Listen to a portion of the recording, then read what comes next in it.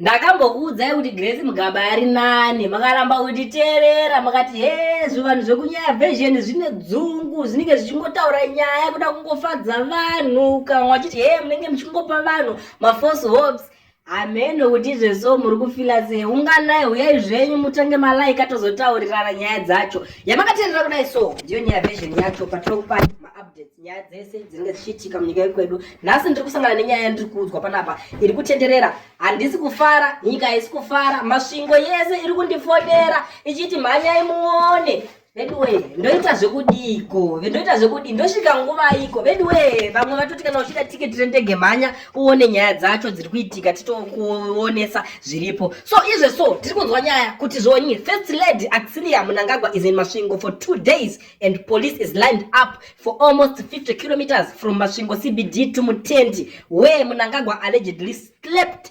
There are officers after and every few meters. Mnangagwa is expected to attend a function at Rupike and another one at Mutendi tomorrow. Those situation iripo, Mutendi futi kune meeting iri kuitika, vachivharo vakatenga mota, vakati zvoni endai munokombererwa nemota, Mutendi nemukadzi wenyu, asi Mutendi tinoziva kuti vane vakadzi vakawanda. Toti vanoda mukadzi, vanoda vakadzi, vanoda hadzi, handizivi kuti chii chinenge chichiitika. Muchazondiudzawo ipapo mucomment section kuti chii chinonyatsoitika. Inyaya dzemumabhurugwa amawati pinda, asi isusu tinongopinda nyaya dzenyika chete ndo dzatinenge tichida kuti tikuudzei. VaAxilia manje. Grace Mugaba anombobvira akaita zvinhu zvakadaro, kuvharisa marodi, kuzadza marodi block. I don't know what's so special about that lady. I don't know what's so special about being First Lady. I don't know what's so special about being in royalty. Atingati royalty. Vote out. Because chacho vakachibvuta mukadzi nevana zvese, vana vacho vakarwira kuti vapinde first family. You know, it's something chekuti tizoti Mugabe ndiye president. Vakutinyanyira. Vakaona kuti maZimbabweans mese makadzungaira hamuna zvamunokwanisa kuvaita. Saka izvezvo vakungotonga zvavanoda. You still remember last time painzi VaAxilia ivava vakatravela kuenda private jet yaicosta 11,000 per hour. It's a lot of money, to be very honest with you guys, but vakangoenda vakatambisa mari yacho 11,000 per hour. Distance yavaienda kwanga kwakareba zvokuti mari yacho tikaicalculata, kana uri civil servant unoemployiwa ugoenda kubaza ugoshanda kusvika uresign usina kumbobvira wakabata that amount of money yavakashandisa patrip yekungoenda chete. Macivil servant tikukuziva $175 amuri kutambira $250. Mapurisa tikukuziva mari yamuri kutambira iri kutadza kusvika $200. Masoja $250 amuri kutambira. Mari iyoyo ukada kuibatanidza pa $11 per hour yakangorohwa ndege nemukadzi wemudhara ari kutonga nyika zvichimonya.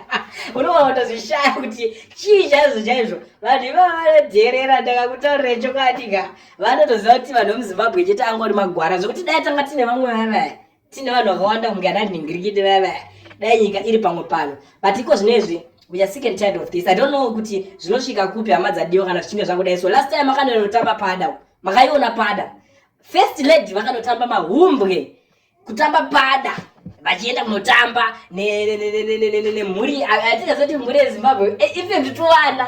I mean, what kind of economy is that? Vana vanofanira kuenda kuzvikoro. Hatina economy tinotaura nevana vadiki. Tinotaura economy nevanhu vakapedza zvikoro vari kuenda. Kune magraduates akawanda vari kuswera vachitendera mabridge, vari kuputa mbanje, vari kushaya mabasa, zvakawanda zviri kuitika. We are sick and tired of that. Iko zvinezvi this so called First Lady akungotenderera chitswanya mari yekuti iwewe baba vako mbuya vako mukabatanidzana mese rizuro ndizuro rimwe rakanzi rakaenda unokecha ne1 million. Zvigananda ishamwari idzodzi dzevanhu vava dzaana Axilia, the same Axilia wekuti ukangotuka Mnangagwa achinzwa zvonzi baba vari kutukwa makateerera.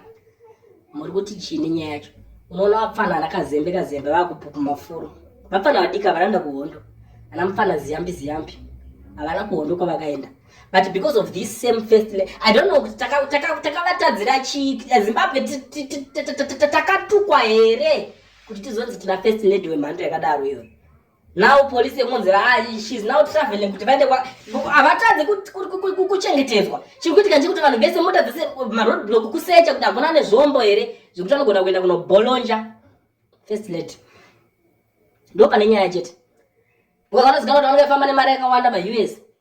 vanenge vachitswanya 60 million ipapo pekuti vachitambwa nhodo but ndoshoti 60 million yakadyiwa sei panhodo because nhodo dzacho dzaitambwa njuga here nhodo dzacho dzinenge kandege here ndakatozvishaya kuti tinenge tina rombe here rombekadzi atizivi kuti first lady vedu varombe here zvekuti vanonzi kutamba nhodo zve60 million nekugocha madora hanzi mopani wems zvezimbabwe takasvika pachikamu chekutya isusu taakuvhunduka hama dzangu kuti tizive kuti chii mhosva yedu senyika takatadzei atizive tatambura veduwe kana pane vanokwanisa kuuya muchitorawo vanhu ava timbochinjana vana Ramaphosa from South Africa please guys come Zambia timboti paenyu ichilema nemukadzi wake timbotry vavo kunoku timboswapa asi Malawi musatipo because kuMalawi kune rimwe benzi dzungairwa riri kuMalawi iko musatipe uyate we don't want that rimwe kuMalawi rekuti hanzi network yadetsa ndiri kumbofly kuenda kuMalawi kuti kuenda kuAmerica kunoconnecta virtual meeting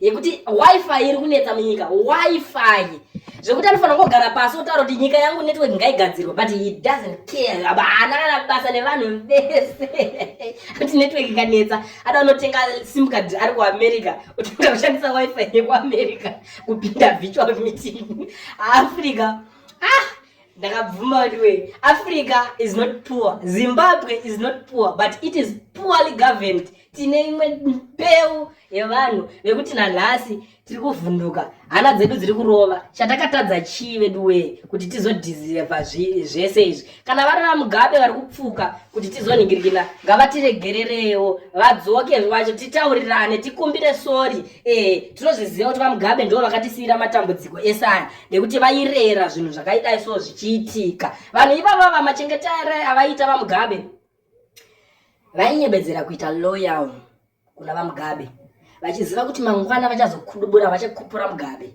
kana achinge achembera akura izvi so pakutariswa vanokuisirai vice president akaita saKembo Mohadi wekuti murume mukuru atokurawo asisina chachaita achembera akwego ndosaka mangwana baba akamborizera paanga akumbira bhurugwa remwana ane 17 years takazitaura kuti mudhara uyu ma feelings munenge munawo rorai vakaramba vana kutiterera vaka munotaurisa mimana nyaya version munenge muchida nyaya dzenyu dzema version idzodzo zvakazonyadzisa zvikabuda mufunge mazita atichataure hedu kuti zvakafamba sei asi tinokuziva kuti pane zvavakakumbira vamwe vakati aiwa mukadzi wemunhu vamwe vakati chakati zvakawanda zvaitaurika asi inini ndangotiwo veduwe please chatova chikumbiro kuti kana zvichiita hurumende yese nemaminista ayo nema-MP ayo ngavabve ngavachitisiyawo taneta iko zvine zvitaya kuisirwa ma-first lady vanovhara nyika road yese kuti muone kuti vasvika kana Smith anga asina zera nelevel rezvinhu zviri kuitika izvi pakangochinjwa ganda hatina mapresident avo hatina utongi hwaSmith wakachinjwa Smith ari kutotonga akauya atori panew version atori paPro Max